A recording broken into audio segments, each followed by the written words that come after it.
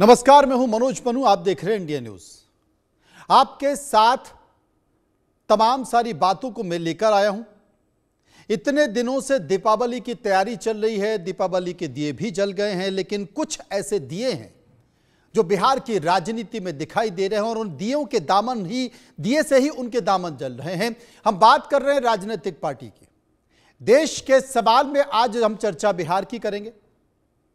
दीपावली निपट चुकी है, छठ की बारी है और यकीन मानिए कि बिहार के इस महापर्व पर सियासी माहौल भी अब गरमाने लगा है। हालांकि आस्था को सियासत से जोड़कर नहीं देखा जाना चाहिए, लेकिन सियासत की चादर इतनी बड़ी है कि वो आस्था को भी अपने में समेटने से बाज नहीं आएगी। वैसे भी छठ को लेकर जिस तरह बिहार का उत्साह देखने को मिलता है, इतने बड़े मौके को भला राजनीतिक पार्टियां कहां पर चूकने वाली हैं। हालांकि छठ मैया की कृपा किस पर होगी ये तो छठ के बाद ही पता चलेगा, लेकिन 14 नवंबर को जब नतीजे आएंगे उससे पहले ये दिख रहा है कि भले ही दोनों गठबंधनों के दावे अलग अलग हों, लेकिन तस्वीर कुछ और है।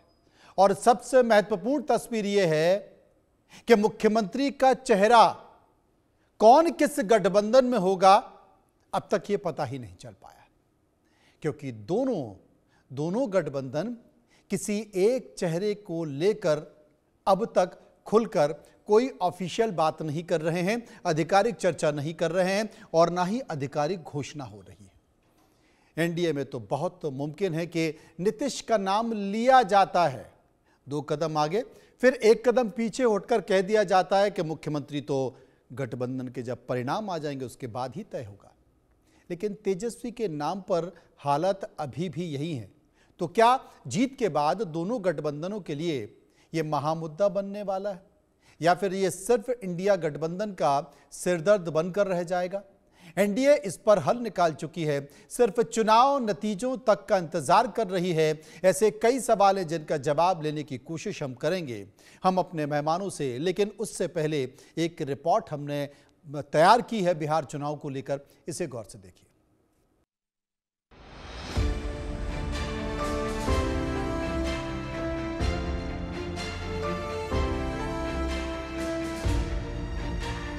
बिहार चुनाव में नामांकन का दौर खत्म हो चुका है।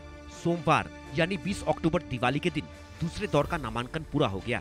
भले ही पर्चा भरने का दौर खत्म हो गया हो, लेकिन कहानी अब उसके आगे की है। जीत के गुणागणित की है। एनडीए और गठबंधन दोनों जगह सब कुछ ठीक होने का दावा किया जाता रहा, लेकिन अंत तक रस्साकशी चलती रही। हालांकि सच ये भी है कि एनडीए के मुकाबले महागठबंधन के मतभेद खुल गए, क्योंकि 9 सीटें ऐसी हैं जहां पार्टियां आपस में ही लड़ रही हैं। दिलचस्प बात यह कि दोनों तरफ से सीएम चेहरे को लेकर किसी ने ऐलान नहीं किया है। यानी चुनाव की अगुवाई भले ही नीतीश कुमार और तेजस्वी यादव कर रहे हों, लेकिन दोनों को किसी ने सीएम उम्मीदवार नहीं बनाया है।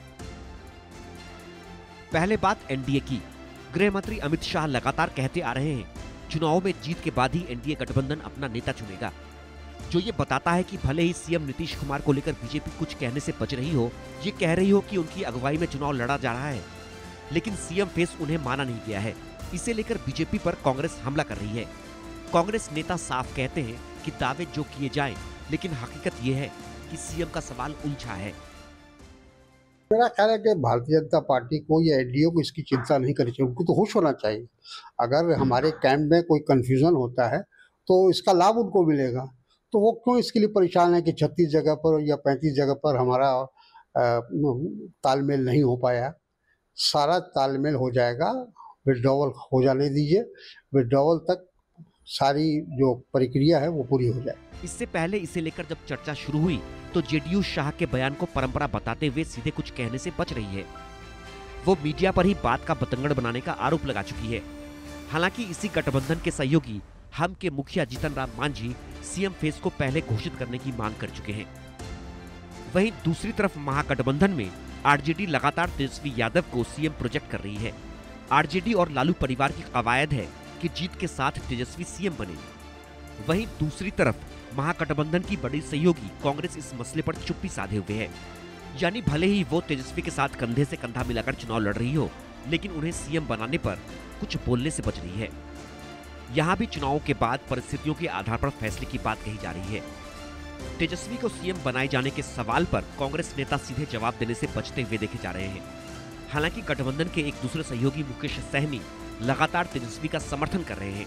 हालांकि बीजेपी महागठबंधन पर फिक्रे कस रही है। ये हवाई हुड़दंग हंगामा और हाहाकार करते करते ये जो गठबंधन की गठरी है वो गंडोला की छतरी बनती जा रही है। अब अगर किसी गठबंधन की गठरी गंडोला की छतरी बन जाए तो या तो वो गड्ढे में जाएगी या गच्चा खाएगी। और इसी का नतीजा है कि अगर आप देखें तो इस पूरे के पूरे इनके गठबंधन में इस चुनावी रण में रण बांकुरों से ज़्यादा रणछोड़ बहादुरों का जलवा दिखाई पड़ रहा है। अब पूरे के पूरा जो है वो इस गुनाहों का गठबंधन जो है वो आपस में एक दूसरे को गच्चा देने में लगा हुआ है। ये हमने लिस्ट निकाली है आरजेडी की भी। इस लिस्ट में तो सारे दागी लोग हैं, कुछ जेल में है। एक उम्मीदवार तो नॉमिनेशन के बाद ही जेल में चला गया और इनके 13 जगह तो ये आपस में लड़ रहे हैं। महागठबंधन में महाफूट हो गई है। एनडीए एकजुट है। प्रधानमंत्री नरेंद्र मोदी के नेतृत्व में, नीतीश कुमार जी के नेतृत्व में, मांझी जी, कुशवाहा जी और अमित शाह जी की रणनीति के साथ हम चुनाव मैदान में जा रहे हैं। एनडीए सरकार बनाएगा, 2/3 बहुमत से बनाएगा, सबका साथ, सबका विकास, सबके विश्वास के रास्ते पर बनाएगा। महागठबंधन ने तो झारखंड मुक्ति मोर्चा को भी निकाल बाहर किया, उनको भी एक सीट नहीं दी। इसलिए आएगा एनडीए, जीतेगा एनडीए, सरकार बनाएगा एनडीए। कुल मिलाकर दोनों तरफ सीएम रेस को लेकर एक बार फिर पेच फंसा है। ऐसे में इंतजार करना होगा चुनावी नतीजों का। बिहार में बयार भले ही तय हो, बहार किसकी होगी सवाल बड़ा हो चला है। Bureau report, India news.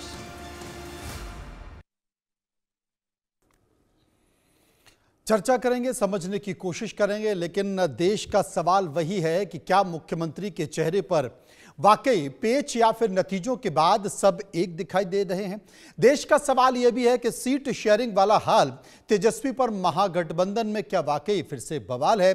देश का सवाल यह है कि बिना चेहरे का चुनाव आगे किस पर है दांव, और देश का सवाल है कि नीतीश पर एनडीए का हट, कौन मनाएगा जीत का छठ। इन्हीं तमाम तरह के सवालों के इर्द गिर्द हम चर्चा करने की कोशिश करेंगे, समझने की कोशिश करेंगे। राजेश सिंह प्रवक्ता बीजेपी मेरे साथ मौजूद हैं, परिमल सिंह प्रवक्ता जेडीयू मेरे साथ मौजूद हैं, और यश श्रीवास्तव प्रवक्ता कांग्रेस मेरे साथ मौजूद होंगे। बात तो यहां पर सबसे बड़ी है कि महागठबंधन क्या कहता है, लेकिन एक बार हम जेडीयू के प्रवक्ता परिमल सिंह के पास भी चलते हैं, उनसे जानने और समझने की कोशिश करेंगे। परिमल जी, मेरा सवाल तो यही है कि 2025 फिर से नीतीश इस नारे के साथ जोरदार तरीके से एनडीए चुनाव में उतरा था, लेकिन ऐसा क्या हो गया कि देश के गृह मंत्री अमित शाह को यह कहना पड़ा कि जनाब मुख्यमंत्री तो हम परिणाम आने के बाद तय करेंगे कि कौन होगा। का प्रयोग किया कि 2025 225 फिर से नीतीश के नारे के साथ एनडीए उतरा था नहीं। आप पास्ट टेंस की बात क्यों कर रहे हैं, प्रेजेंट भी और फ्यूचर भी। देखिए, एनडीए का सबसे बड़ा जो फेस है या सबसे बड़ा जो एसेट है वो आदरणीय नेता नीतीश कुमार के विकासीय या सुशासन है। उस आधार पर एनडीए जनता के बीच जा रही है और बेसिकली जनादेश लेने के लिए जनता जनार्दन के पास जाएगी। और ऐसा प्रतीत होता है इस बार कि जनता ने मन बना लिया है और हमारे आदरणीय नेता को प्रचंड बहुमत से विजय बनाकर फिर बिहार के विकास और सामाजिक न्याय की बात को प्रशस्त करें। यहाँ तो कोई कंफ्यूजन ही नहीं यहाँ। और आपने चला रहा था अभी कि अमित शाह जी ने कहा, तो अमित शाह जी ने जिस कंटेक्स्ट में कहा ये भी मैं बतला दूं कि जब उन्होंने कहा तो उसके जस्ट आफ्टर 1 आवर तो बीजेपी के ऑफिशियल साइट पर, ट्विटर पर यह स्पष्ट पटवारी संदेश दिया गया कि मुख्यमंत्री का चेहरा और नीतीश जी के चेहरे पर ही चुनाव लड़ा जाएगा और वही मुख्यमंत्री होंगे। और पिछले लगभग 2 महीने से पूरे बिहार में एनडीए के प्रदेश स्तर के जितने भी अध्यक्ष हैं और कार्यकर्ता सम्मेलन कर रहे हैं और फिर एकमात्र नारा है 2025 225 फिर से। यहाँ कंफ्यूजन की बात नहीं।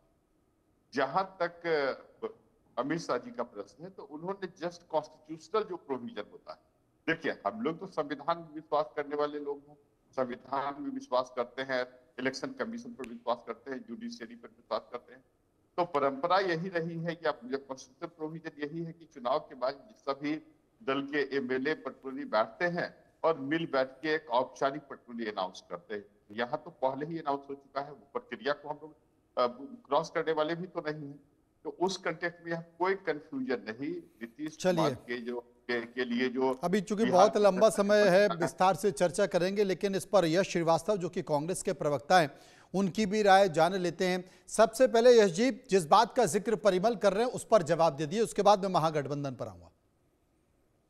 मनोज जी, ये मुझे आपको याद दिलाने की जरूरत नहीं है कि संविधान की प्रक्रिया की जो आज परिमल जी बात कर रहे हैं, पता नहीं कैसे कर रहे हैं। हम जब करते हैं तो हमेशा एनडीए वाले हमें ये बोल के घेरते हैं कि भैया आप चेहरा नहीं बता पा रहे। इन लोगों के बोलने के चक्कर में ही हमेशा से ये कंफ्यूजन जनता के बीच में गया है कि चेहरा प्रोजेक्ट होना चाहिए, जबकि हम हमेशा से उस बात के लिए बोलते हैं जो आज ये लोग बोल रहे हैं। और ये क्यों बोल रहे हैं, ये किसी से छुपा नहीं है। अभी 4-5 दिन हुआ है, जदयू वालों ने बोला था कि प्रेस कॉन्फ्रेंस करके घोषणा की जाए कि नीतीश बाबू ही सीएम होंगे, लेकिन आज परिमल कुमार जी को ये बात करनी पड़ रही है, परिमल जी को। तो इसका मतलब है अंदर कुछ ना कुछ हो रहा है। मैं तो स्पष्ट कहता हूं कि आदरणीय नीतीश कुमार फेस से वही नहीं, वो आप बोल चुके हैं परिमल जी। मुझे मेरे समय में प्लीज बोलने दीजिए, मेरे समय में मुझे बोलने दीजिए। तो आप जो कह रहे हैं उसका कारण क्या है वो तो आप जाने और बीजेपी वाले जाने। हम तो ये जानते हैं कि ये जो फर्जी नैरेटिव फैलाया जा रहा है कि एनडीए एक है, एनडीए कोई एक नहीं है। चिराग पासवान भी जुलाई में इस सरकार के प्रति असंतोष व्यक्त कर चुके हैं लॉ एंड ऑर्डर की स्थिति पे, और उसके अलावा 9 अक्टूबर की मीटिंग से वो असंतुष्ट होकर निकले थे। जदयू को ये प्रेस कॉन्फ्रेंस के लिए मांग उठानी पड़ी। अब बाद में वो कुछ भी बोल रहे हो, लेकिन कुछ ना कुछ तो हुआ जब तो ये मांग उठी, इसलिए ये सब बातें बेमानी है। काम की बात यह है कि इतने लंबे कार्यकाल के बावजूद नीतीश बाबू हो या बीजेपी हो, बिहार की जनता को इन्होंने कभी संतुष्ट नहीं किया। अगर आप रोजगार और परीक्षाएं मांगने वाले बच्चों पर लाठी मार रहे हैं, अगर आपके पुल बनने से पहले गिर रहे हैं, और अगर आप 70,000 करोड़ बिना बताए गोल कर देते हैं, तो आप सही सरकार नहीं है। और चुनाव पार्टियां सेट करने के लिए नहीं होता, चुनाव इसलिए होता है कि जनता को एक जिम्मेदार सरकार मिले, और वो सरकार एनडीए से नहीं मिलेगी, वो इंडिया से मिलेगी। मेरे साथ राजेश सिंह बीजेपी के प्रवक्ता, एक बार उनके पास भी चलूंगा। राजेश जी, ये कहा जाता है कि राजनीति के चाणक्य हैं अमित शाह। मुझे मध्य प्रदेश के चुनाव में उनका एक बयान नजर आया था, और जब पत्रकारों ने पूछा, उनके बगल में ही मुख्यमंत्री शिवराज सिंह चौहान बैठे थे, जब पत्रकारों ने उनसे पूछा कि आपका अगला मुख्यमंत्री कौन होगा 2023 का, जब विधानसभा जीतेंगे, उन्होंने कहा कि अभी शिवराज जी हैं, उसके बाद हम चुनाव के बाद तय करेंगे कौन मुख्यमंत्री होगा। ठीक ऐसी ही बात अमित शाह ने बिहार के चुनाव में कर दी है कि देखिए भाई, अभी तो हमारा चेहरा नीतीश कुमार हैं, और मुख्यमंत्री कौन होगा ये परिणाम के बाद हम तय करेंगे। अब परिमल जी इसमें कितना भी पोंछा लगाने की कोशिश करें, लेकिन अमित शाह बहुत मजे हुए राजनेता हैं, राजनीति का चाणक्य उन्हें कहा जाता है। अगर उन्होंने इस बात का जिक्र किया है तो वो ऐसे ही नहीं कर दिया। पिछली बार भी बीजेपी एक बड़ी पार्टी के तौर पर उभर कर आई थी, लेकिन कमिटमेंट था बीजेपी का, इसलिए नीतीश कुमार को कम सीटों के बावजूद भी मुख्यमंत्री बनाना पड़ा। इस बार बीजेपी ऐसा कोई रिस्क लेना नहीं चाहती, और वो पूरी की पूरी कोशिश करेगी कि अगर ज्यादा सीटें हमारी आए तो फिर हमारा मुख्यमंत्री क्यों ना हो। राजेश जी, मैं ठीक बोल रहा हूं ना? सर, आप सीनियर पत्रकार है, सभी बात की जानकारी आपको है। आप अभी नीतीश जी का सीट विधानसभा में पिछला जो अभी भंग हुआ है, कितना हमसे कितना कम था। नेता और मुख्यमंत्री हमने किसको बना के रखा।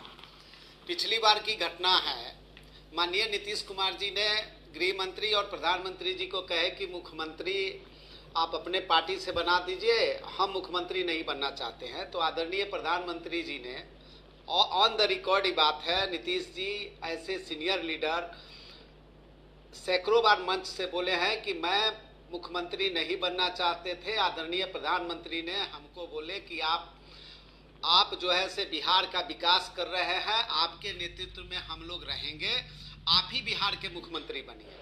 तो सीधी सी बात है, हमारे गृह मंत्री जी ये नहीं कहे कि हम नीतीश जी को मुख्यमंत्री बनाने जा रहे हैं या नहीं बनाने जा रहे हैं, ये बोले कि एक संवैधानिक प्रक्रिया है कि जब 5 साल के बाद विधानसभा भंग होता है तो संविधान प्रक्रिया के तरह नेता चुना जाता है। हम लोग आदरणीय नीतीश कुमार को नेता मान के चुनाव लड़ रहे हैं, इसमें कहीं कोई कंफ्यूजन नहीं है कि हमारे नेता नीतीश कुमार हैं और 1996 से नेता हैं। और दूसरी बात है कि हमारे गृह मंत्री जी ने बोला है कि कानूनी प्रक्रिया है, आप कैसे बात कर रहे हैं, चुनाव के रिजल्ट आने के बाद नेता का चुनाव होगा। और हमारे नेता जो हैं, जो अभी एनडीए जो 5 पांडव का गठबंधन है, जिसको हम लोग विकास के जो एक बड़ा मापदंड बनाए हैं बिहार में, हम लोग चुनाव में गए हैं, जनता का आशीर्वाद पूरी तरह हम लोगों के मिलेगा। और हम अपने पार्टी के एक साधारण कार्यकर्ता के तरफ से कहते हैं कि नीतीश जी हम लोगों के नेता हैं और नीतीश जी को हम लोग नेता मानेंगे। ये कंफ्यूजन आप मीडिया वाले चाहे पैदा कर दे। राजेश जी फिर ये तय राजेश जी आप कह रहे हैं कि नीतीश जी हमारे नेता हैं, हम उनको नेता मानेंगे, ये मत बोलिए। आप ये बोलिए कि अगर गठबंधन की जीत होती है, एनडीए की जीत होती है, किसकी कितनी भी सीट कम आए, मुख्यमंत्री तो नीतीश कुमार ही होंगे, ये बोल दीजिए ना। सर ये प्रत्यक्ष, सर एक कहावत है अंग्रेजी में, a pure gold does not fear from a flame, सांच की आंच की जरूरत नहीं होती है। नीतीश कुमार हमारे नेता हैं और नेता रहेंगे और नेता ही मुख्यमंत्री। सर इसमें कहीं कोई कंफ्यूजन नहीं है कि नीतीश कुमार के नेतृत्व में चुनाव हो रहा है और कानूनी प्रक्रिया, संवैधानिक प्रक्रिया के बाद जो है उसे मुख्यमंत्री नीतीश कुमार होंगे, इसमें कहीं कोई कंफ्यूजन नहीं है, कहीं कोई कंफ्यूजन नहीं है। हाँ, इतना आपको विश्वास दिला देते हैं कि अब 20 दिन बचा है, हम लोग 2010 को भी आगे बढ़ के करेंगे। इंडिया गठबंधन टूट चुका है, देखे हैं कि अभी 20 सीट पर आपस में लोग सिर फिरोवल कर रहे हैं। हम लोग एक विकास का, और बिहार जान लीजिए कि बिहार देव मुनि की धरती रही है, राजनीति की धरती रही है, ज्ञान की धरती रही है, त्याग की धरती रही है। और यहाँ से देख लीजिएगा कि माननीय प्रधानमंत्री राजनीतिक अविश्वास की भी धरती रही है। राजेश जी बिहार राजनीतिक अविश्वास, बिहार राजनीतिक अविश्वास की भी धरती रही है, बिहार राजनीतिक अविश्वास की भी धरती रही है। आप भले ही कितना नेता मानते रहिए, लेकिन नीतीश कुमार जी चले गए थे तेजस्वी यादव के साथ, लालू यादव से मुलाकात कर ली थी, तो राजनीतिक अविश्वास की धरती भी रही है। यश श्रीवास्तव मेरे साथ आएंगे, मैं चलूंगा। देखिए यश जी, एनडीए ने तो अपनी एकता का परिचय दिया। देखिए कुछ भी हो, जैसा भी हो, लेकिन पब्लिक परसेप्शन में सीटों का कोई झगड़ा एनडीए में दिखाई नहीं दिया। वो राजनीतिक होता है कि भाई मुझे इतनी सीटें चाहिए, इतनी सीटें चाहिए। जब तय हो गया तो सब एक मंच पर बैठ गए, तुम्हारी इतनी सीटें, तुम्हारी इतनी सीटें, उसी हिसाब से नॉमिनेशन भरा गया और सब एक साथ लड़ रहे हैं। लेकिन आपके गठबंधन में 243 सीटें हैं और भर दिए गए 254। 12 सीटों पर महागठबंधन एक दूसरे के खिलाफ लड़ रहा है। 7 घंटे पहले दूसरे चरण का, अंतिम चरण का जो नॉमिनेशन हो रहा है, उसके 7 घंटे पहले आरजेडी अपने उम्मीदवारों की घोषणा कर रही है। ये क्या है? मनोज जी, एनडीए की एकता को दोता तो आपने ही अभी साबित कर दिया नीतीश बाबू की बात याद दिला के, हालांकि मैं भी बोल चुका हूं। मैं एक बात और बोल देता हूं, ये अभी संवैधानिक प्रक्रिया की बात कर रहे हैं। आप बताइए, उत्तर प्रदेश में जब पहली बार जो वर्तमान सीएम है वो पहली बार बने थे, तब किसको पता था वो सीएम बनेंगे? अंत में उनका नाम अचानक से कहीं से आ गया। उसी तरह मध्य प्रदेश, छत्तीसगढ़, हरियाणा, राजस्थान, आप एक जगह बता दीजिए जहां इन्होंने इस संवैधानिक प्रक्रिया का पालन किया हो। कभी नहीं करते। पर्ची से सीएम तय होता है। इतनी बड़ी नेता थी वसुंधरा राजे सिंधिया, उनको साइड पर बताइए कि माननीय प्रधानमंत्री चाहे गृह मंत्री, तो आप बीच में मत बोलिए राजेश सिंह जी, आप प्रधान मुख्यमंत्री बनाएंगे, इसके किसी भी नहीं, बीच में मत बोलिए राजेश सिंह जी, बीच में मत बोलिए, अपनी बारी में बोलिए। खाली जवाब दे दीजिए कि इसके आप अपने पास रखिए अपना जो भी ज्ञान है, हमको एक बात का खाली जवाब दे दीजिए आप, मतलब कि ये क्या है। आप अपने टाइम में बोलिए ना राजेश सिंह जी, हमें मालूम है आप क्या है। हमको इंटरप्ट करने दीजिए। नहीं करने देंगे। नहीं करने मैं एक बात देंगे, कहना चाहता हूं कि नहीं 2000 करने देंगे, नहीं 2025 नहीं करने देंगे। नहीं 2025 से पहले कभी अरे भारतीय 25 जनता को पार्टी छोड़िए, अभी मुख्यमंत्री 24 को पकड़िए। ठीक है, आने अभी दीजिए, हमारी नीतीश बारी, बाबू हम के जवाब चरणों में देंगे। पड़े हैं आप, जब आपकी लोकसभा टिकी हुई है। नहीं तो आप लोकसभा में हैं भी नहीं। प्रधानमंत्री जी अभी एक्स प्रधानमंत्री कहलाएंगे अगर नीतीश बाबू और नायडू जी चलेगा तो बीच में मत बोलिए, हम बीच में मत बोलिए राजेश सिंह जी। आदमी बड़बड़ करते करते खुद भूल जाता अच्छा है। राजेश जी जरा दो, राजेश जी एक मिनट, राजेश जी एक मिनट अपनी बात यश श्रीवास्तव पूरी कर लें, एक मिनट अपनी बात यश श्रीवास्तव पूरी कर लें, उसके बाद आप बोलिए। हाँ यश अपनी बात पूरी कर लीजिए। तो देखिए मनोज जी, बात यही है, क्या है कि बीजेपी को राजनीति से कोई मतलब है ही नहीं। बीजेपी को चाहिए कि जैसे वो 1000 एकड़ जंगल 1 रुपए साल में अडानी को दिया है, वैसे ही पूरा पूरा बिहार उठा के दे दें किसी को, और उसके रास्ते में जो कोई भी आए, चाहे वो जदयू हो, चाहे चिराग पासवान हो, चाहे इंडिया गठबंधन हो या बिहार की जनता हो, उसके रास्ते में आने वाले को ये साम दाम दंड भेद से हटाना चाहते हैं। तो ये इसीलिए जदयू वाले जो हैं, परिमल जी यहाँ बैठे हुए हैं, इनको याद है कि पिछली बार ये हमारे साथ क्यों आए थे। अभी भी इनको दिख रहा है, अचानक खबरें आने लगी कि भैया नीतीश बाबू का स्वास्थ्य खराब है, बीच में आई थी, फिर वो खबरें गायब हो गई, फिर कहीं दिखने लगा कि नीतीश बाबू तो गलत जगह, कहीं राष्ट्रगान का उल्लंघन कर रहे हैं, कहीं कुछ कर रहे हैं, और उसके बाद अचानक ये इनका सौहार्द चालू हो गया है, संवैधानिक प्रक्रिया की बात हो रही है। तो वो जो मैंने शुरू में आपको कहा था कि इनकी एकता को 2ता और 5ता हमने खुद ही बना के दिखा दिया है, इन्हें खुद बना दिया। तो ऐसा कुछ नहीं है। जनता को सिर्फ ये याद रखना है कि बिहार के मुद्दे इनकी पार्टी का समीकरण नहीं है। बिहार के मुद्दे हैं कि इन्होंने छात्रों पर लाठियां बरसाई, महिला को बांध के मारा, इनके राज्य में अपराध बढ़ गया है, 2 लाख के करीब सिर्फ जून तक अपराध रजिस्टर हुए हैं, और 70,000 करोड़ तो ये बिना बताए खा गए। पता नहीं कितने पुल गिरे हैं, उसका हिसाब नहीं है, और इनके खुद के नेता पूरे देश में इनकी कलाई खोल रहे हैं। तो ये जनता के मुद्दे हैं। पार्टियों का पेच क्या है वो पार्टियों पे जाने दीजिए, आप अपने विधायक को मुझे ये चुनने तो पर बता ध्यान दीजिए यश जी, मैं ये कह रहा हूँ महागठबंधन को क्या हो गया? एक तो गठबंधन है, ऊपर से महा है, लेकिन ये महागठबंधन में जितनी भी राजनीतिक पार्टियां हैं, अगर सीट बंटवारे के पहले ही इतनी तलखी है।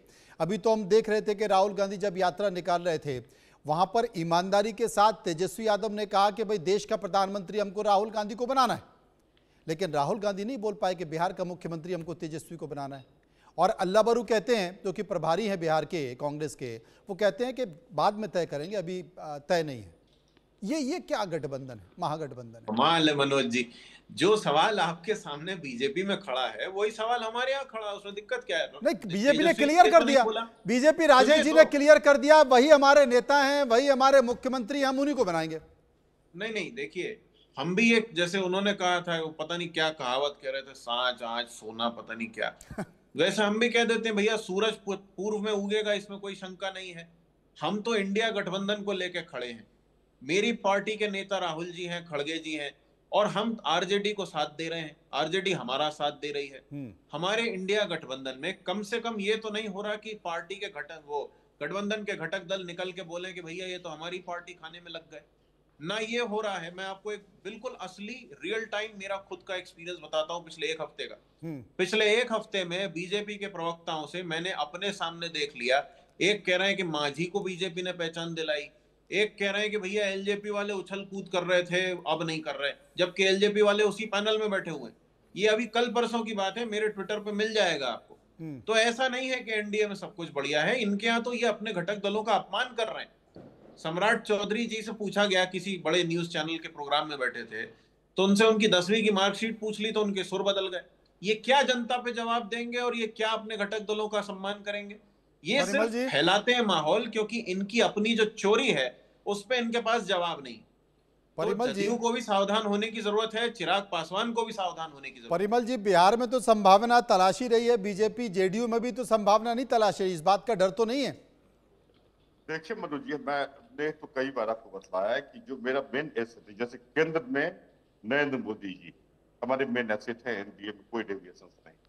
बिहार में नीतीश कुमार जी, दोनों की जोड़ी अद्वितीय है। एक तरफ पर्टिकुलरली भारत जो है विकसित राष्ट्र बनने की स्थिति में है, और दूसरी ओर बिहार जो है विकसित राष्ट्र के निर्माण में महत्वपूर्ण भूमिका निर्माण करने की स्थिति में। यहाँ सीमेंटिंग मटेरियल क्या है ये समझे कि कोई गठबंधन बनता है तो उसकी कोई ऑब्जेक्टिव नीति या पॉलिसीज होते हैं। हमारे गठबंधन का एकमात्र ऑब्जेक्टिव है कि बिहार का विकास हो, जबकि जो महागठबंधन है वो तो ठग गठबंधन है, वो तो है भी नहीं बेसिकली, क्योंकि अपने देखा ही है कि जिस तरह सीट बंटवारे में जिस तरह का सिरपटोवन हुआ और लगभग 12 से अधिक स्थानों पर अपने जो महागठबंधन के उम्मीदवार एक दूसरे के विरुद्ध लड़ रहे हैं। देखिए, एक बात मैं कहना चाहूंगा कि बिहार जो है ना ज्ञान की भूमि है, गौतम बुद्ध को भी यहाँ ज्ञान प्राप्त हुआ और सबसे लंबे समय तक मुझे जैसे मैं समझता हूँ कि राहुल गांधी बहुत दिन के बाद लंबे समय तक बिहार की यात्रा पर थे, उनको ज्ञान प्राप्त हुआ। जब उन्होंने विकास बिहार की विकसित स्थितियों को देखा तो समझ गए कि यहाँ कोई गद्दार लड़ने वाली नहीं है, इसलिए वो यहाँ से छोड़कर जो वोट अधिकार क्या क्या ये लोग पेट्रोलिंग यात्रा निकाल रहे थे, हाइड्रोजन बम, न्यूक्लियर बम, ये सब पेट्रोलिंग छोड़ने की बात कर रहे थे, वो बेचारे कोलंबिया चले गए। टूर पर से भी कोलंबिया तो ड्रग स्मगलिंग के लिए जा रहा था, आपको पता ही है। और उनके बचपन में एक बार अभी यूट्यूब में ही मैंने देखा कि राहुल गांधी भी जब विदेश में पढ़ते थे, कुछ उन पर इस तरह के की घटनाएं हुई थी। तो इसका जवाब यश जी दे देंगे। यश जी, जिस बात का ये जिक्र कर रहे हैं, परिमल जी आरोप लगा रहे, सही है क्या?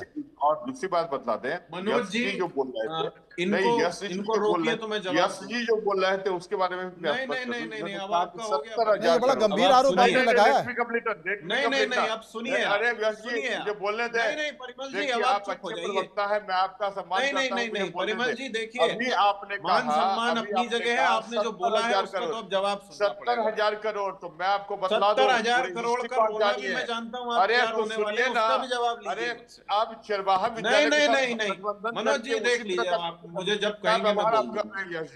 आप समझिए 70,000 करोड़ की हमें नहीं समझना है। देखिए, नहीं तो आपको समझना होगा। तो सीएम बने हैं आप, 10वीं बार नहीं बन पाएंगे, चाहे आप उधर जाएं या इधर जाएं। आप 10वीं बार सीएम नहीं बन रहे हैं। बीजेपी आपकी असेंबली मॉडल को रिपीट करना, इस बात को समझ लीजिए अच्छे से। ऐसे पार्टी की प्रवक्ता है, दिल्ली में जब ये 0 पर आउट हुए तो इनके प्रदेश कार्यालय में भी आउट हुए हो, कोई हमारी विजन नहीं है, कोई नहीं इसलिए इनके नेता को अंतरराष्ट्रीय खप जाएगी, खत्म हो जाएंगे। राजनीतिक पप्पू के नाम से जाना जाता है, वहां भी नहीं बचेंगे, कुछ नहीं करेंगे ये लोग। अरे मनोज जी प्लीज, अब आपने जवाब मांगा है तो मैं जवाब दे, जवाब ले लेते हैं, फिर मुझे राजेश जी के पास भी जाना है, जवाब ले लेते हैं। मैं इनको जवाब दूं, 70,000 करोड़ नहीं, हमें नहीं चाहिए। ठीक है, हो गया 70,000 करोड़ पे तो पूरे देश भर में दुनिया भर के आरोप लगे, जांचें चली है, लेकिन जेल कोई नहीं जा पाया।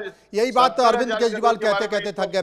यश जी जल्दी से जवाब दे दीजिए, फिर राजेश जी इंतजार कर रहे हैं। जानकारी का अभाव है, जो एक गंभीर आरोप लगाया उस पर जवाब ले लेते हैं परिमल जी। हाँ, 70,000 करोड़ के बारे में पहले मैं स्पष्ट कर दूं, ये क्या है? स्पष्ट कुछ मत कीजिए, निकम्मे हैं आप। अरे स्पष्ट नहीं कर पाएंगे 70,000 करोड़ के बारे में, वो एजेंसियों को करने दीजिए ना, क्यों आप डाइवर्ट कर रहे हैं? कोर्ट को करने दीजिए, ऐसे राजनीतिक आरोप नहीं लगाए जाते।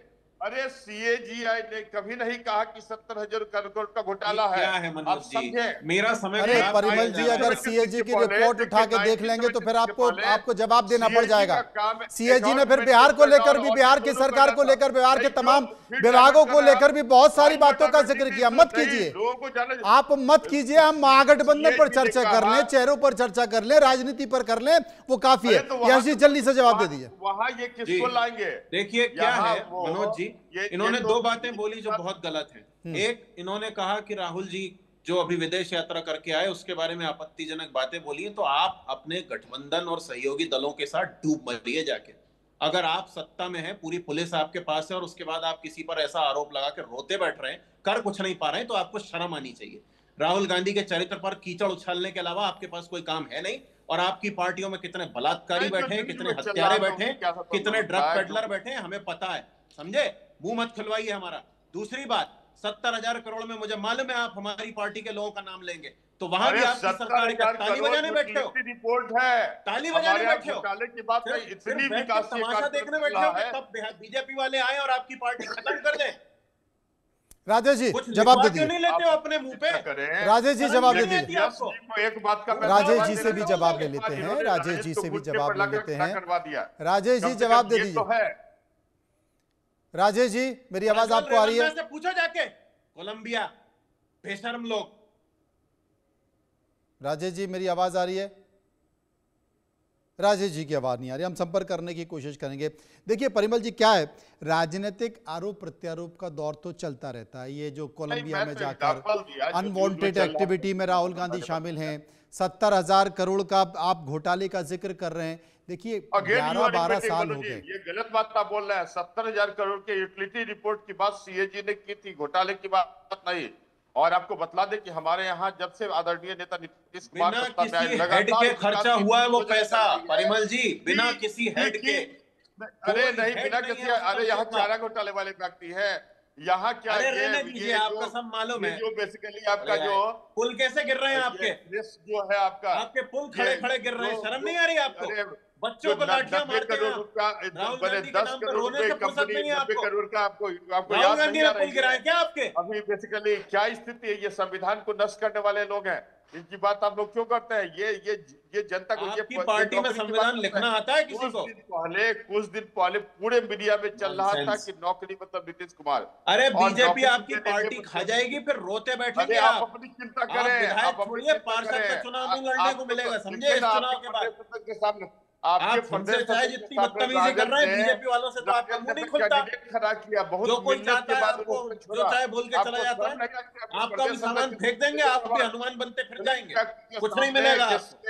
नीतीश बाबू को घर बैठाने की तैयारी कर ली है बीजेपी ने, और आप ये बेहूदगी कर करके हमारे साथ मिलने का भी मौका खो देंगे। परिमल जी, आप सिमट जाएंगे। 5 चुनाव में 9 बार सीएम बने हैं, आप छठे चुनाव में 10 बार सीएम नहीं बनेंगे। नहीं है, यहाँ बिहार की नहीं बनेंगे आप सीएम।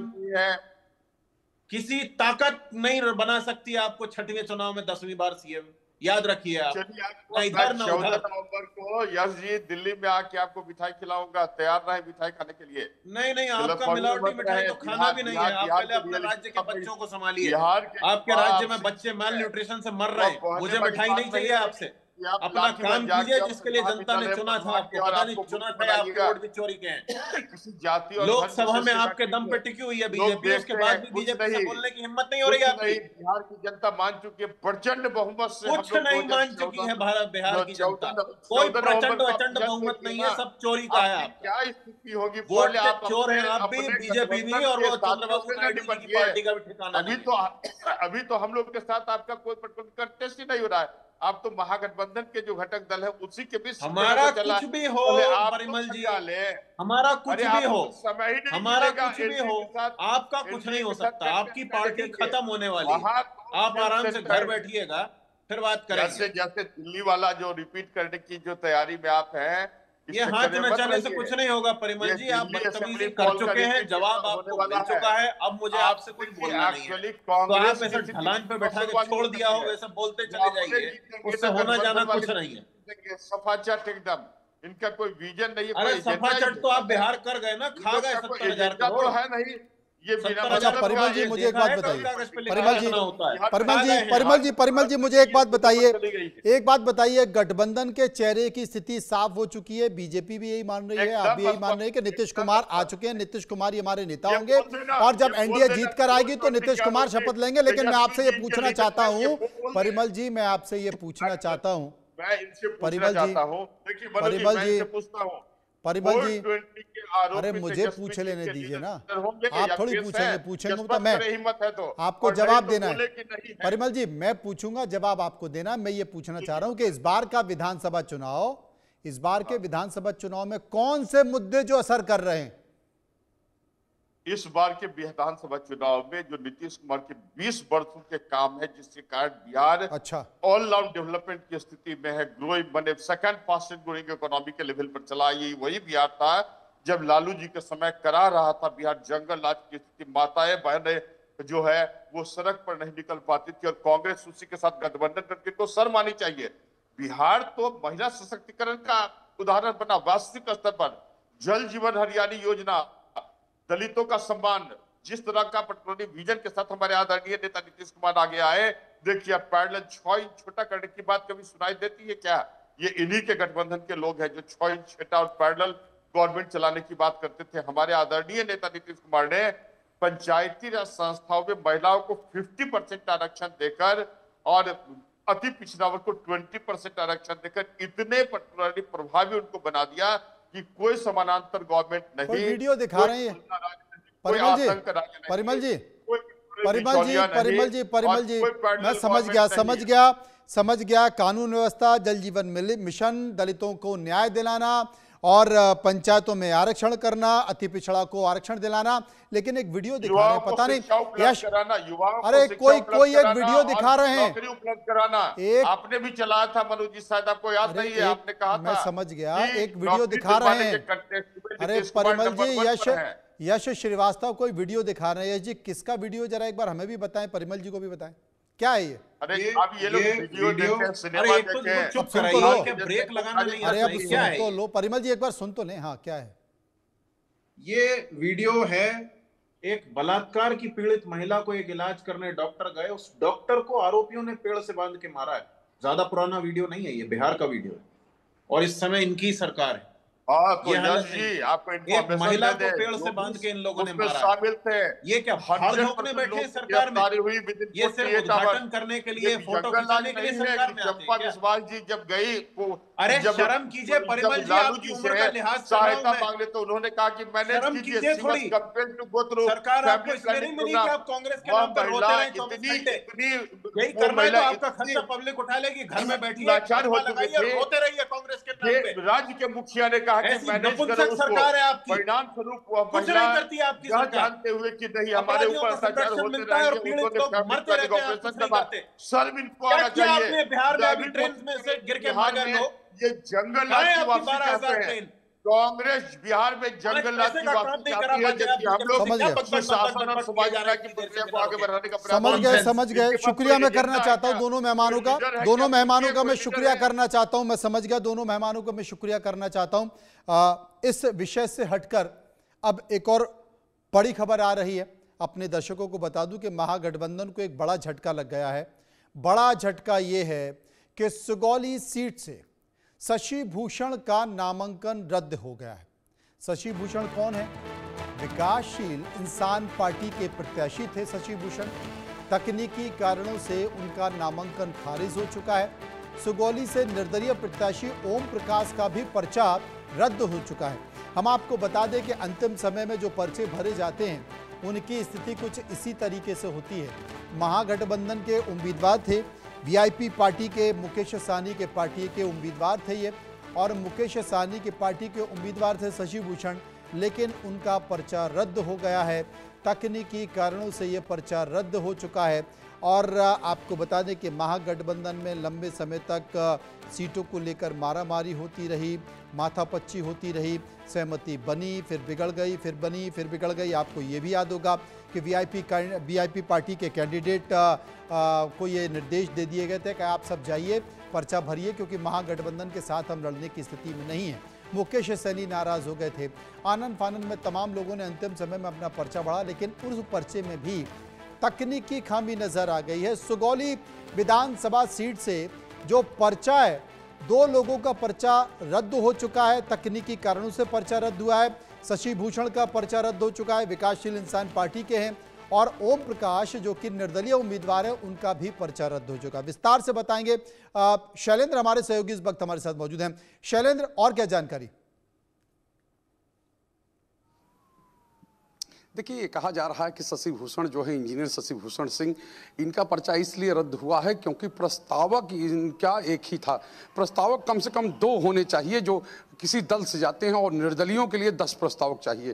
तो प्रस्तावक का मामला ये बताया जा रहा है और इसी को टेक्निकल टर्म दिया जा रहा है और कहा जा रहा है इसी वजह से पर्चा जो है इनका रद्द हुआ है।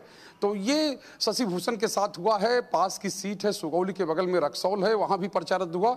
वहाँ बहुजन समाज पार्टी के नेता हैं, उनका पर्चा रद्द हुआ है, उनके उसमें भी टेक्निकल खामी बताई गई है। तो साफ तौर पे आज जो है, यानी कल तक पर्चा भरने का दिन था, आज पर्चे की जांच और जो सही हैं उनको आगे बढ़ाने और जो गलत है उनको रद्द करने का दिन है। तो ये कहें कि आज जो है प्रक्रिया पूरी कर ली गई है।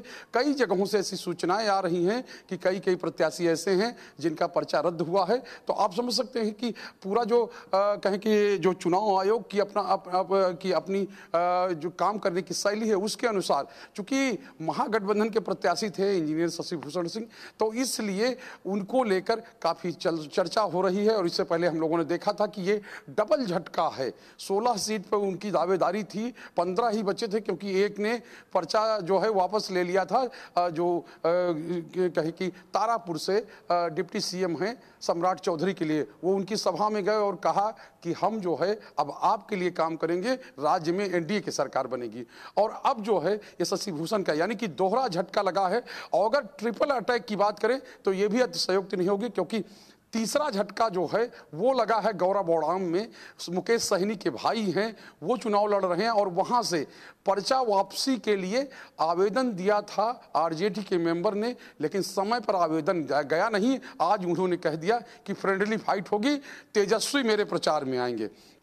यानी कि आप समझिए कि 3-3 सीटें, अगर किसी को 16 सीटें मिले, इनमें 3 सीटें ऐसी हो जाएं, यानी गौरा बौड़ाम से पहले कहा जा रहा था खुद ही मुकेश सहनी चुनाव लड़ेंगे, लेकिन अंतिम समय में उन्होंने अपना पर्चा नहीं भरा और अपने भाई को लड़वा दिया। लेकिन भाई को लड़वाया तो वो फंस गए हैं अब कहे कि चतुष्कोणी यानी चौतरफा मुकाबले में फंस गए हैं, क्योंकि एक तरफ जनसुराज है, दूसरी तरफ एनडीए है, तीसरी तरफ आरजेडी है और चौथी तरफ यानी कि महागठबंधन की सहयोगी वीआईपी पार्टी है। तो वहां तो तय है कि फ्रेंडली फाइट होगी, क्योंकि वहां पर पर्चा वापस लेने का समय कल तक ही था और कल के बाद आज बयान आ गया आरजेडी के जो मेंबर हैं, आरजेडी के जो प्रत्याशी हैं, उनका कि हम जो है लड़ेंगे ही और तेजस्वी को बुलाएंगे।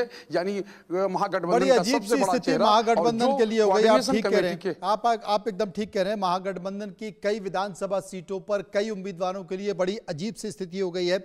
आपका हम शुक्रिया करेंगे। और जब भी अंतिम समय में जब सीटों के बारे में निर्णय होता है, चीजें तय होती हैं, तो इसी तरह की गलतियां निकल कर आती हैं, इसी तरह की गलतियां हो जाती हैं और उन गलतियों में तकनीकी खामी बड़ी होती है। और जब पर्चा रद्द हो जाता है तो बहुत सारी तस्वीरें इस तरह से निकल कर आती हैं, चाहे वो सुपौल की हो, रक्सौल की हो, ये तस्वीरें दिखाई देती है। बहुत बहुत शुक्रिया हम करेंगे शैलेंद्र का, जो विस्तार से हमें जानकारी दे रहे थे। आगे बढ़ते हैं, बात करते हैं तेज ज़रा